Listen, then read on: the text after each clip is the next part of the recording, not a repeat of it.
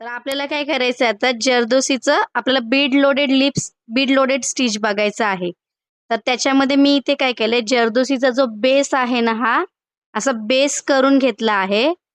त्या लाईनच्या मी अलीकडून धागा असा वरती आणणार आहे.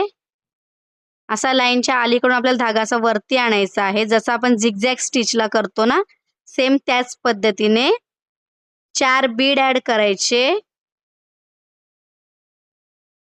असे 4 बीड घ्यायचे आपल्याला नीडलमध्ये.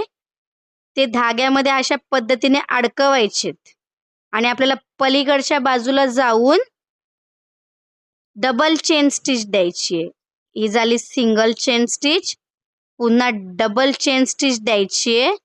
पुन्हा आपल्याला लाईनच्या अलीकडे यायचंय आणि हे जे 2 बीड आहेत ना त्याच्या बाजूला जाऊन आपल्याला काय करायचंय डबल चेन स्टिच घ्यायची आहे.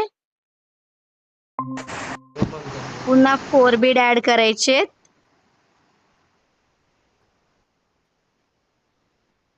4 बीड ॲड करून पुन्हा आपल्याला पलीकडे जायचंय.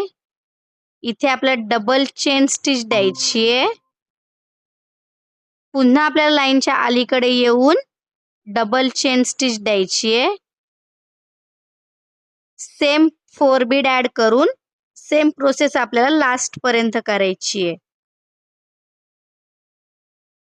4 बीड आपल्याला असे ॲड करायचे. पलीकडे जायचंय.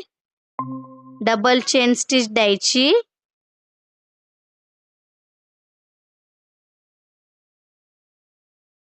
डबल चेन स्टिच दिल्यानंतर आपल्याला काय करायचंय पुन्हा अलीकडे यायचंय.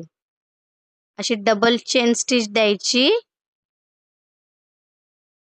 आणि अलीकडे येऊन आपल्याला पुन्हा डबल चेन स्टिच द्यायची आहे. हीच प्रोसेस आपल्याला लास्ट पर्यंत करायची. याला आपण म्हणतो बीड लोडेड स्टिच. आता यामध्येच तुम्ही जर्दोसी लोडेड स्टिचसुद्धा करू शकता, तसेच कट पाईप लोडेड स्टिचसुद्धा करू शकता. जर्दोसीचा बेस बनवायचा आणि त्याच्यावर सेम पद्धतीने जसं कट पाईप केले आहेत जर्दोसी केले आहेत सेम त्या पद्धतीने स्टिच करायचं. प्रोसेस सेम आहे. व्हिडिओ आवडला तर नक्की लाईक करा, शेअर करा आणि चॅनलला सबस्क्राईब करायला विसरू नका.